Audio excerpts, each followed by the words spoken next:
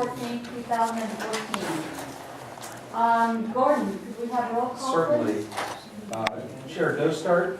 He's got a head test and he's feedback. Okay. Vice Chair Howell. Here. Member Fisher. Here.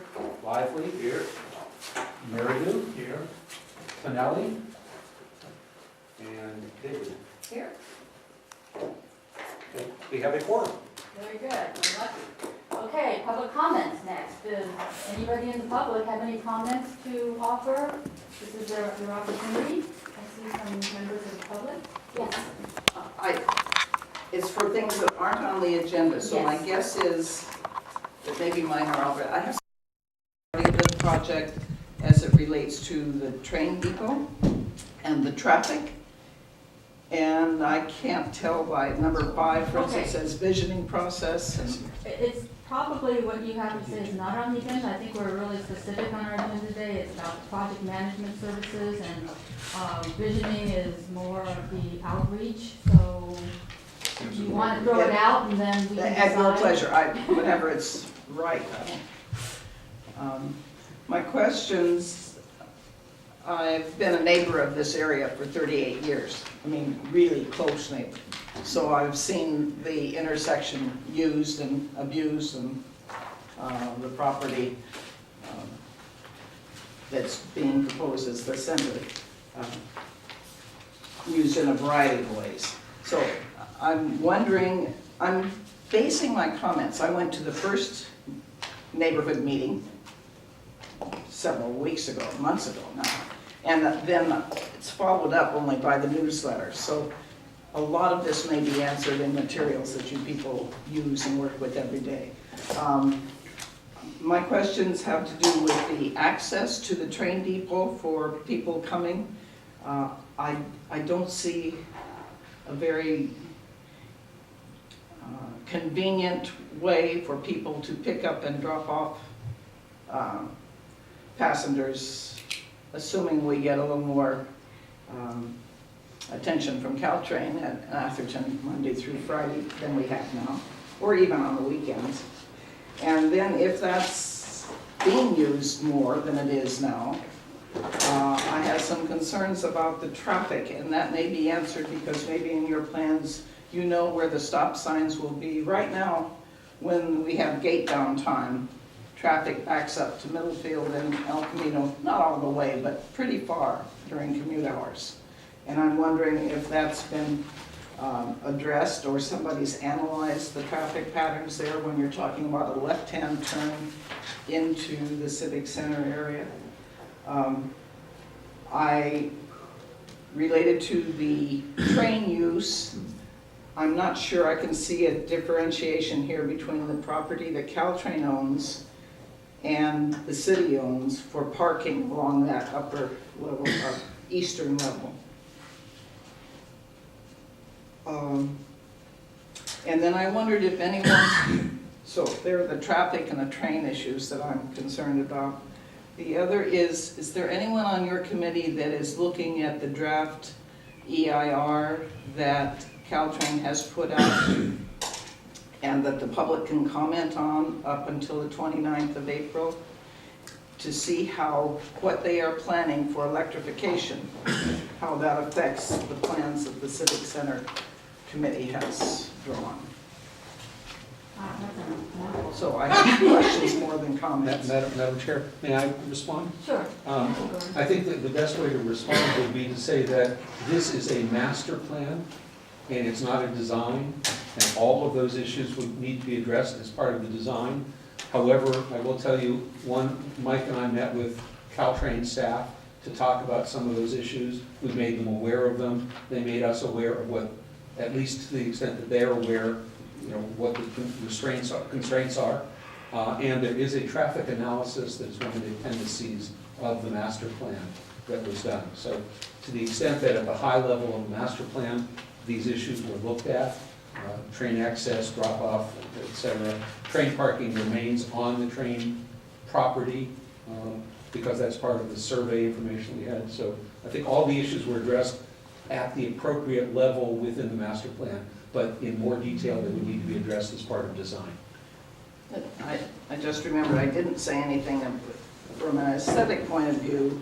If anybody on your committee is especially interested, you might look at the Appendix F, It's 4:30, I should be out of here which by deals with 5:15. the 142 trees that they want to take out between our bond boundaries of Atherton. They're taking out 2,200, or they're suggesting that they take out 2,200 minimum between San Jose and San Francisco to remove that many trees. We have quite a few in this area that will be affected. Some of them are on the right of way, so they will have the right to do that. But you have a right to comment on it for another few weeks. Well, the town is looking into this. There are members on the high-speed rail committee that are looking at it. We have outside consultants that are looking at it, and it is something we are very familiar with and are addressing, but it's not before this committee, and it will be, probably, just as a guess, because this committee doesn't have any power or authority to do anything to them, and it will be addressed by the city council at some point. Just like this. We appreciate all this information, though, bringing it forward to us, because it does impact our project. Individual citizens of the town can respond if they're particularly interested.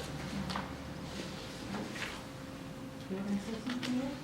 Yeah, just on the issue of the property line, it's pretty clear that the Caltrain property line is at the end of about one parking length deep from the side where the asphalt starts. So you asked about that, but that's where that line is, and all the plans have been on this side of their line. It hasn't disrupted their line. And we still have enough parking for our own civic center use? Well, We think- yeah, that was the analysis with the master plan, yes. Excuse me. And the master plan did move where Station Lane goes into Fair Oaks, but that's just like Gordon said, that's just a master plan. But it definitely, in the current draft, it definitely shows that the entry into Fair Oaks is above where the stop sign is, so there wouldn't be a stop sign from my understanding of what we saw in the master plan. I wondered about the stop sign, so that But that's we'll subject have to to have changes, like one Gordon said. where they make a turn, which is about opposite the first cul-de-sac. That's exactly right, it's opposite. And the so first cul-de-sac. they moved the stop sign down to that intersection. The stop sign on Station Lane, but everything's up in the air since it's just a master plan, but from what I saw in the proposal, it doesn't look like there's a proposed stop sign on Fair Oaks. Station Lane's gonna wind around, right? Yes. And come out over And there. come together with Ashfield at about the point where it comes into Fair Oaks. Yeah. Rosemary, would it be helpful with your bottom line? I have some notes on it, but you might find it easier to look at than a little bit of paper. I have made quite a few scrawls on my pretty. And actually, I could print out another one for you, Rosemary, if you wanted to stop into the office tomorrow. Oh, We have to do that. oh, okay. I'll just borrow this for the time. Thank you. Yeah, give my notes on the top of that. Appreciate this.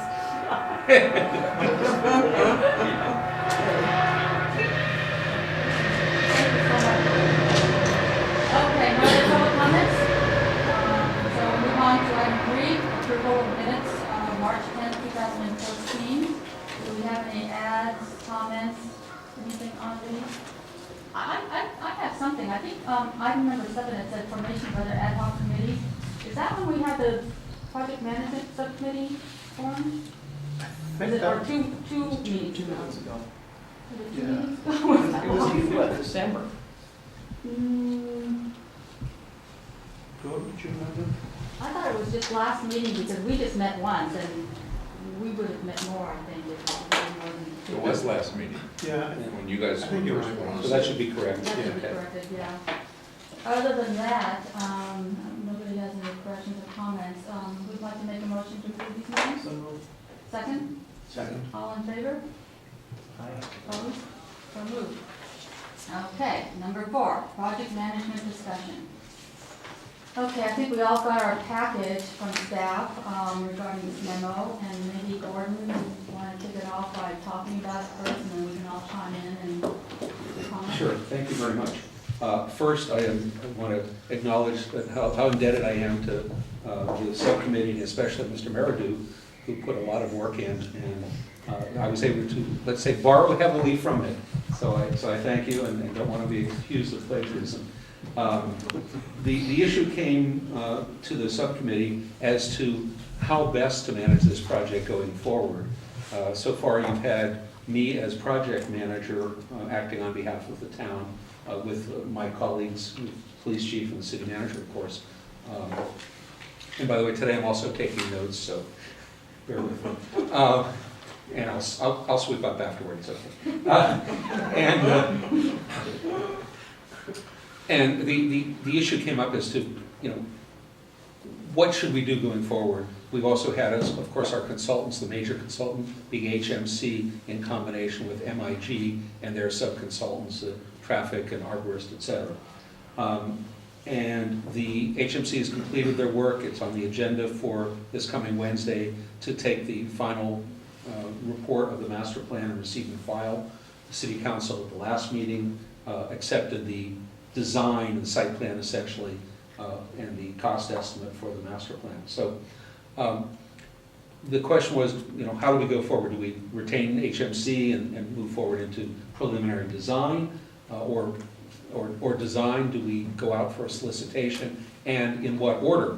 And the subcommittee suggested that it may be helpful, especially given that the budget subcommittee recommended and the CCAC accepted the concept that the project be budget-driven rather than program-driven. So that rather than saying, you know, we're going to definitely build 25,000 square feet, it's we'll build 25,000 square feet as long as we raise the money to be able to afford 25,000 square feet. But if the money isn't there, we're going to have to make some changes to the program. So it's maybe a fine line to tread, but nevertheless the line is there.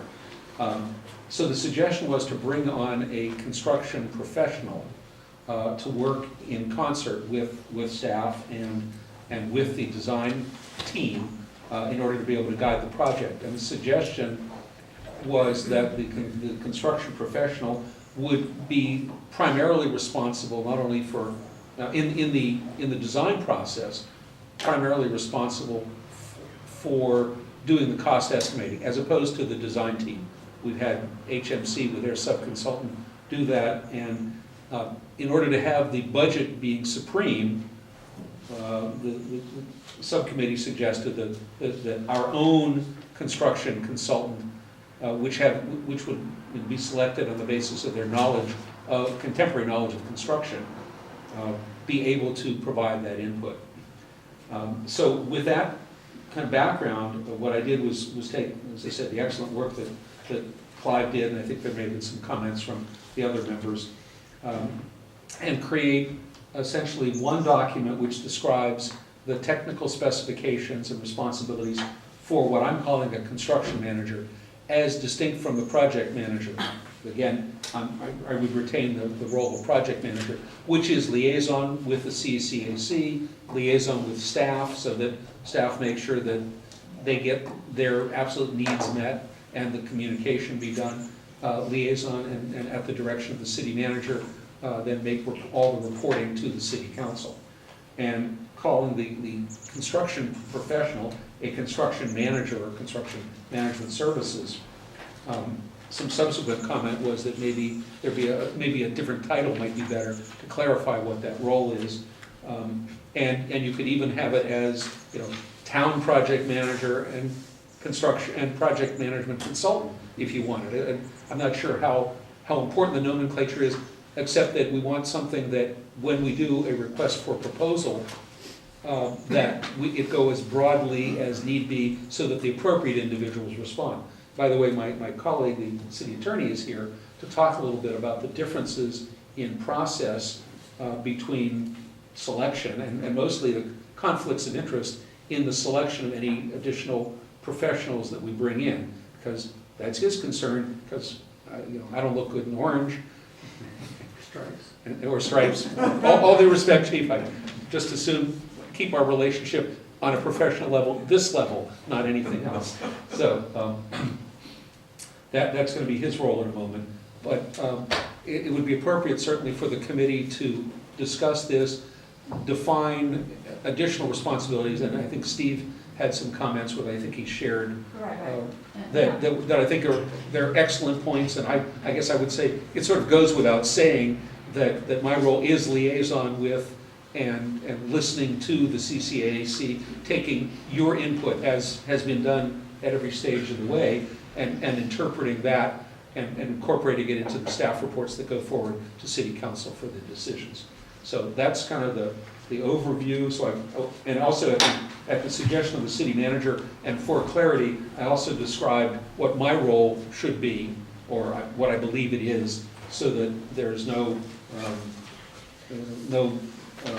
misunderstanding. And that also is subject to, or maybe not subject to, but also, any input is welcome, so that under the direction of the city manager, George is clear as to what, how he's going to poke me in the chest. But I think the way he views it is, I have a responsible position. If anything goes wrong, I'm responsible. But anyway, so that's the summary, and back to you. Thank you. When we met our first subcommittee meeting, and ours only, I think when we looked at this project, we thought, we wanted to see where we were, how this is going to move forward, what our roles were going to be, CCAC, Gordon, whatever, what resources we need.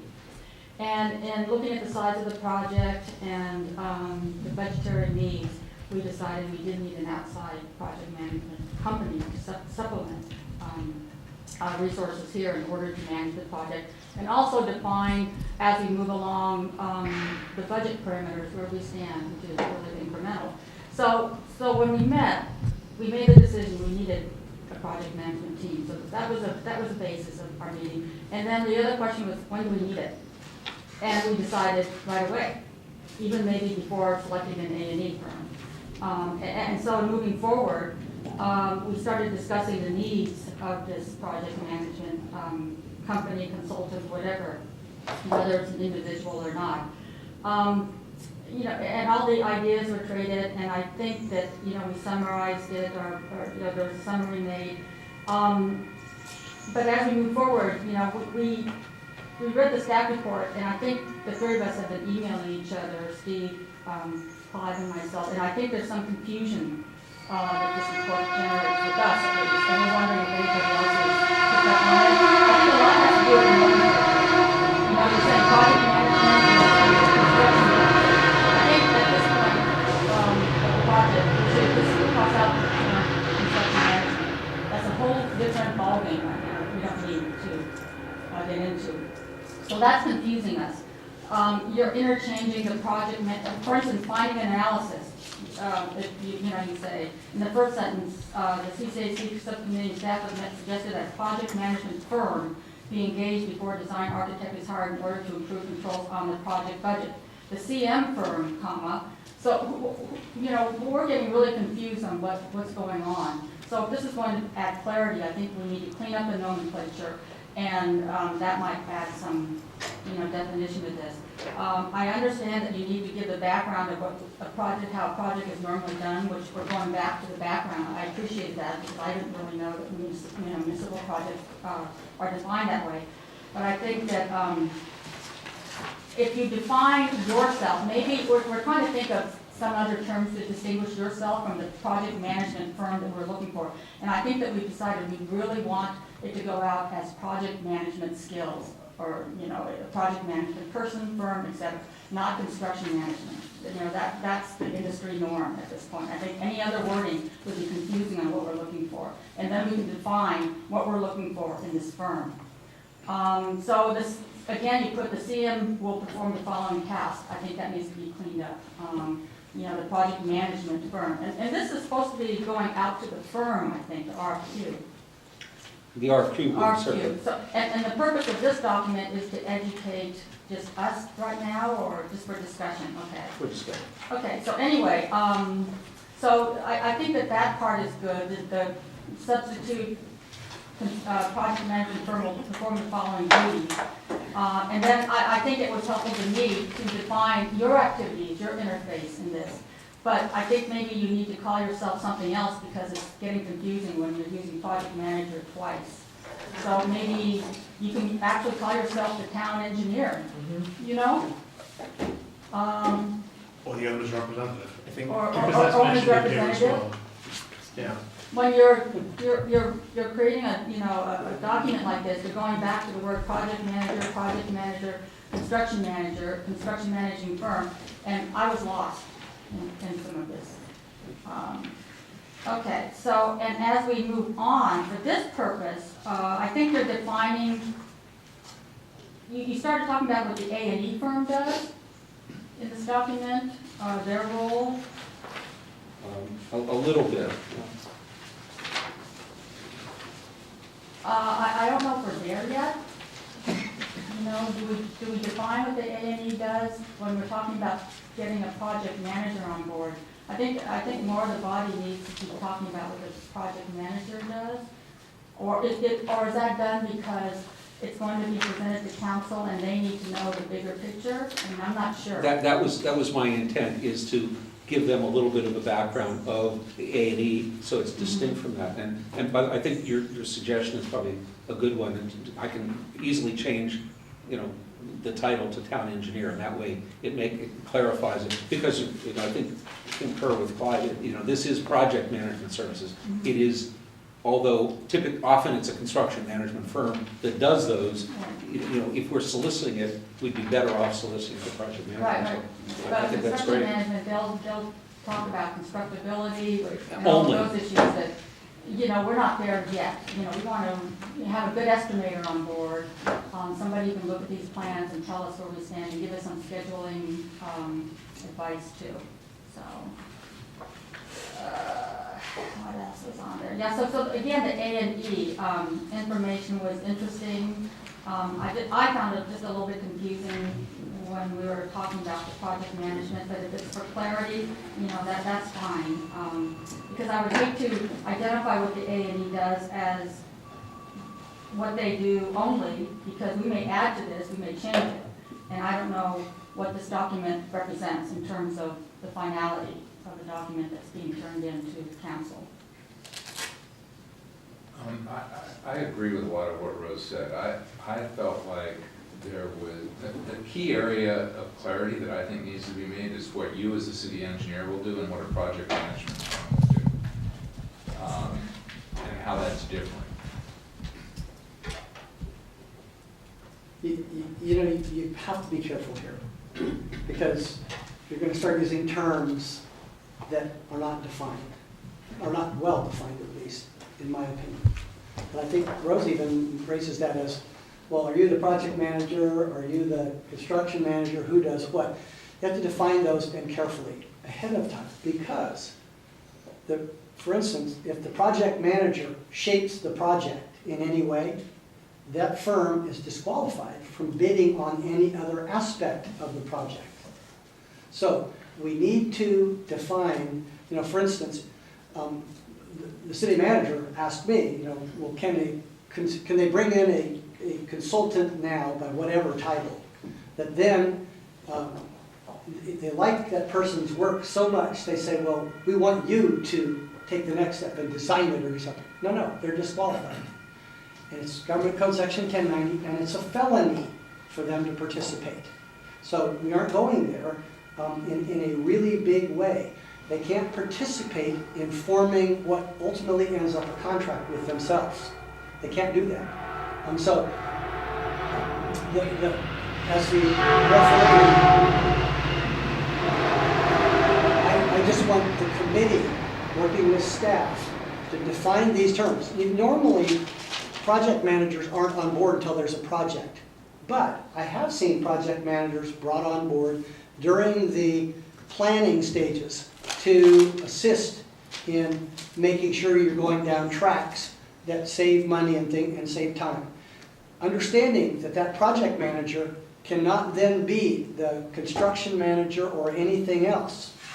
And that's intentional. The law is very clear, only in the public sector, and I know that this, people sometimes have trouble stepping over that line. But in the public sector, the public is entitled to total separation of stages where nobody gets to try and stick something in their own pocket monetarily. And better than that, the law says it can't even look like you have an opportunity to do so. So you can't have a construction manager that's assisting with the design that then goes out and gets to inspect the project, because certain ways of doing construction are far more time-consuming and elaborate and confusing and complex. And therefore, guess what? The construction manager could make more money. Now, it doesn't mean they will.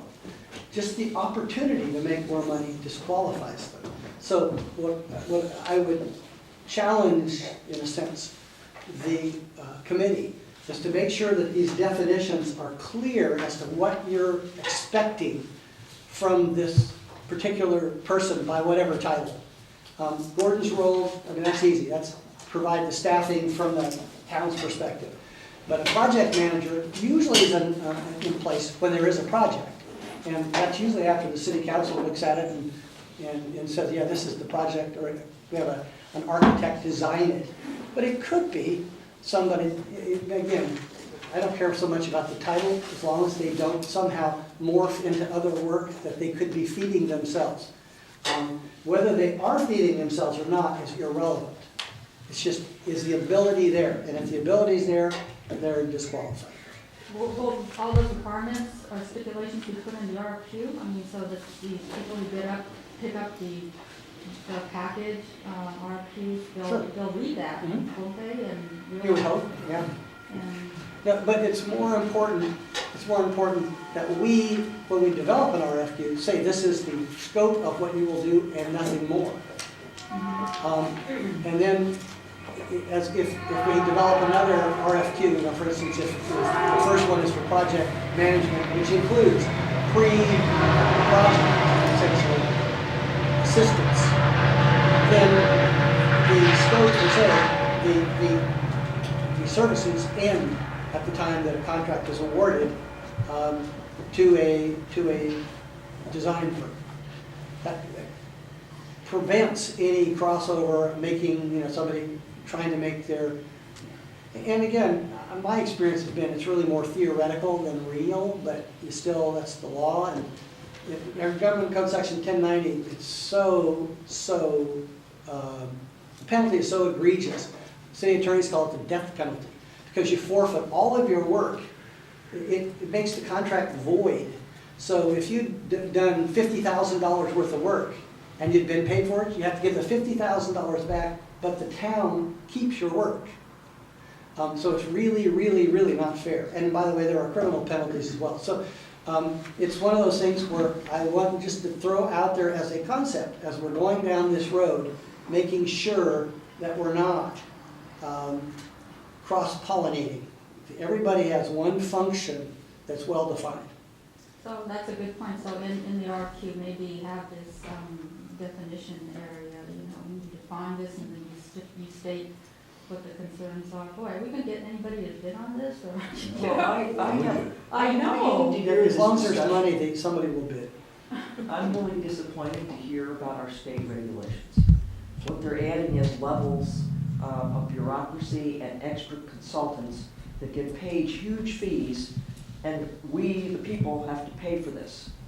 I'd like to find a way around this, because it was suggested to me by someone who builds hundreds of buildings that the best way to value engineer and budget, and have a budget-based project, is to bring someone on now who is, to get the right terminology, either design consultant budget, and ask them to do budget estimates, and they probably do it for free.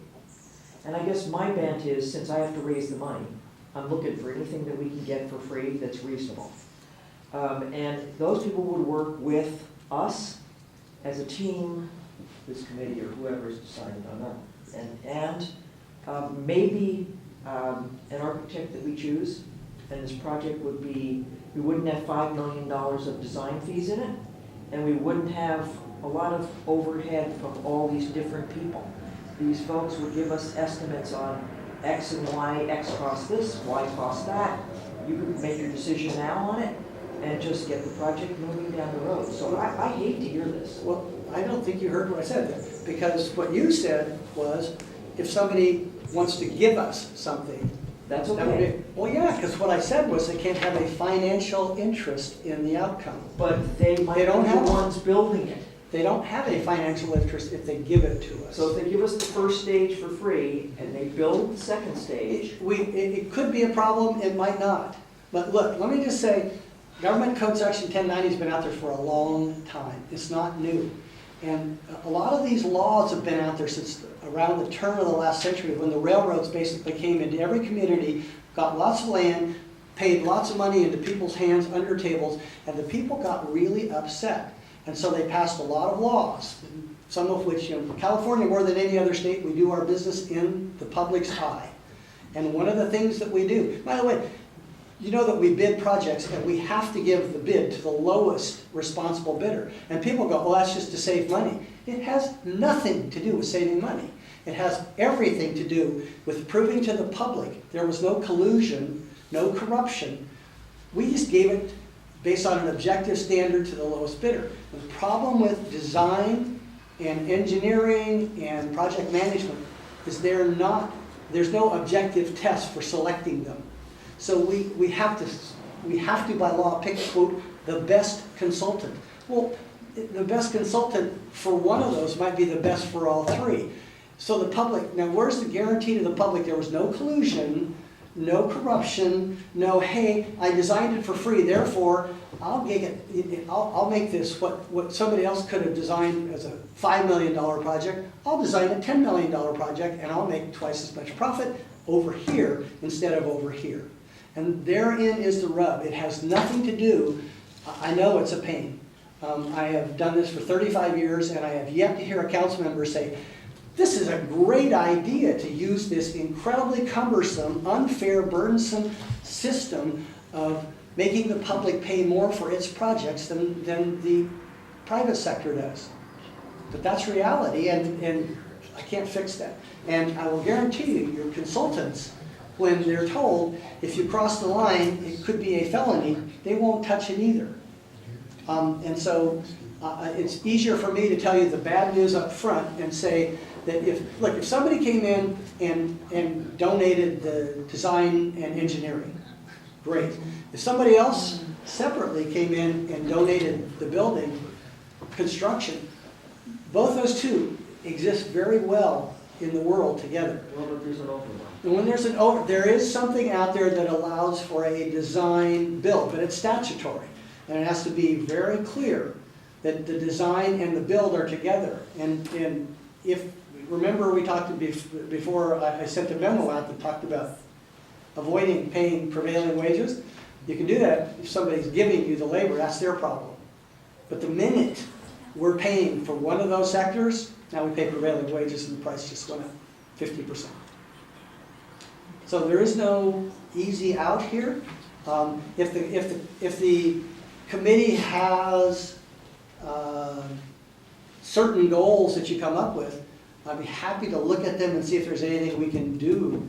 But I'm just telling you up front that the unions pretty well have stacked the bidding and the construction projects, public works projects. They have spent years and years and years making sure that they get to have a fair shot at all these kinds of projects. And that means prevailing wages, and that means that these are separated into different firms doing a thing in hopes that some of their union-friendly firms get to bid on parts of the project. So if the committee develops an RFQ, can the RFQ be sent to someone specifically if they want to do that thing for free? I'm just It guessing. can be sent to everybody. It has to go out, the clearinghouse has to go out to a lot of people. So then should we talk to a specific person before we do an RFQ? You can.